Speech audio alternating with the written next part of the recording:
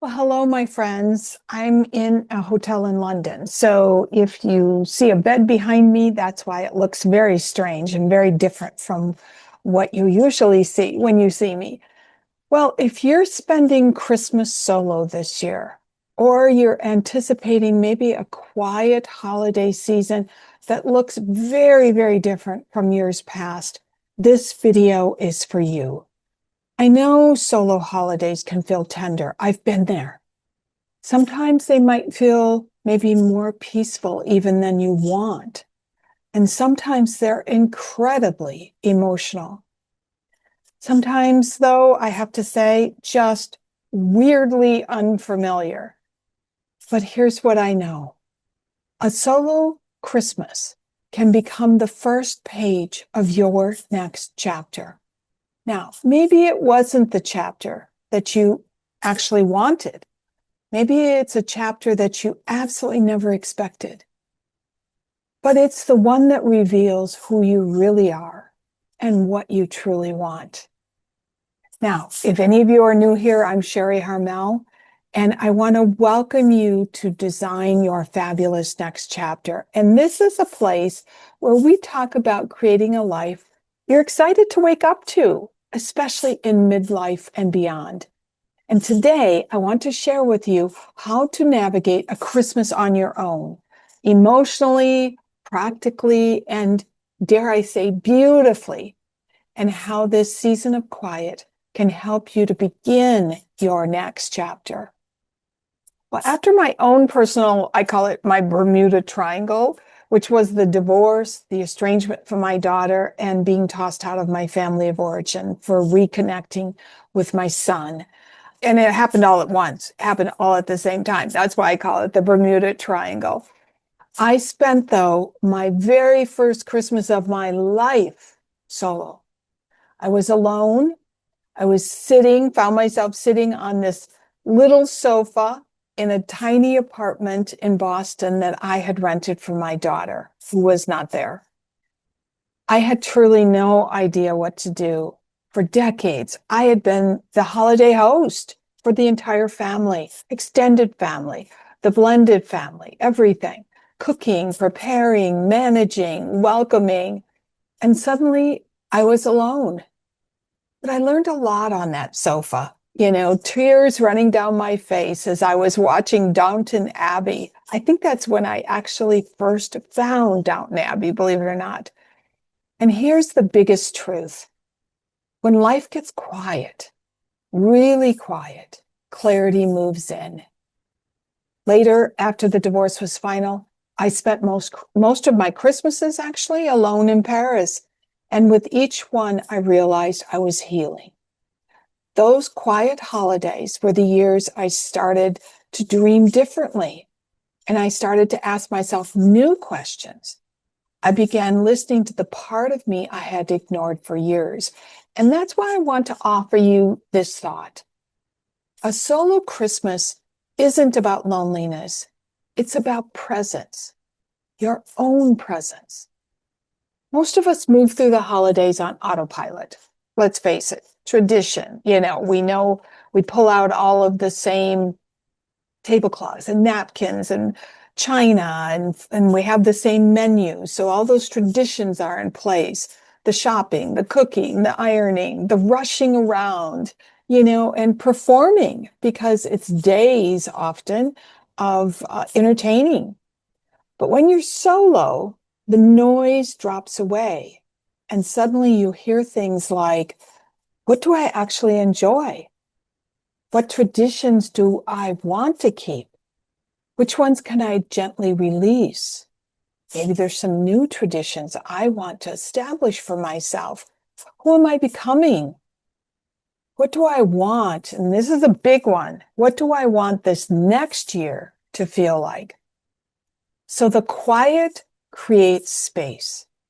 And space, honestly, is the birthplace of a next chapter. This is actually, believe it or not, the first step in my 7-step Design Your Fabulous Next Chapter framework. It's in my book. And that is dream. Dream without limits. Dream without expectations. Dream from your heart, not from your history. In the beginning, I made myself reservations. The perfect example at lovely restaurants for Christmas Eve and for Christmas Day. Hotel restaurants, if you live in a big city and there's significant hotels, hotel restaurants can be perfect because you're kind of there with other people who are not in their homes. But, if you live in a smaller town, that might be a little bit harder. And actually, as time went on, as time progressed, and I started canceling reservations, I found that I preferred staying home. I found that creating a beautiful meal with multiple courses, setting the pretty table, lighting candles, putting on Christmas music, and offering a little toast to life and to dreams felt more like me. So solo holidays give us that dream space. Now, the second step of my framework is decide what's important to you now. And a Christmas alone can show you with absolute clarity what matters to you and what doesn't. So let's talk about the question you may be asking. How do I actually do Christmas solo without feeling sad or lost? Or like you're just going through the motions, pretending that everything's fine. Well, first, it takes a gentle truth, and this is a gentle truth. You have to be very aware of where your mindset is going, being very aware that you don't slip into sadness. You want to try your hardest to not let yourself go down that rabbit hole, because it's a rabbit hole, or it's a hole that's really hard to get out of. I know. Instead, I want to encourage you to choose intentional actions that support you. And here are a few things that I've learned that truly help. Number one, giving can look really different from what I did before in my life, where I shopped, for weeks, it felt like. If you normally shop for a family, go and adopt one. Most towns and churches, even some hotels. I was just at a tea in London at the Langham, which is a beautiful hotel. They have these two huge, gorgeous trees out in the entrance to the hotel. And on the trees are little wish cards. So even check with hotels if you live in a big city. It's really interesting. One year I took multiple wish list tags off the Christmas trees that were in our church, and I had a wonderful time choosing gifts for people I'd never met. And I want to say giving anonymously is one of the sweetest forms of connection. It really is. It feels so good. It fills you up. Number two, create one beautiful ritual just for you. Something meaningful. This is your kind of new traditions. Maybe it's a walk on a quiet morning. Maybe it's a special breakfast leading up to Christmas. Maybe it's lighting a candle for someone you love. Maybe it's writing a letter to your future self. And another, and I love doing this, is baking cookies and offering them to a shelter or to the homeless. It doesn't have to be anything that's Instagram worthy. I am so done with that. It just needs to fill your heart and your soul. To create the new rituals, though, it takes us to number three, and that is to release those old rules. You don't have to cook a feast. You don't have to decorate perfectly. You don't have to pretend it's like it used to be. You get to design your holiday in a way that supports you. Number four, connect in small, nourishing ways. Now, this one, you got to be a little bit careful, depending upon what your situation is. If it's an estrangement, it can look a little bit different. But if it just happens to be circumstances, maybe sending a few messages of love or gratitude to people who mean something to you. It might be a really good friend or someone you haven't talked to in years, but you remember fondly because they touched you in some way. Another is to watch movies. Watch a great holiday movie. I always have this standard roster ready ahead of time so that I'm not scrolling, because truly scrolling can kind of lead you down that rabbit hole in some ways.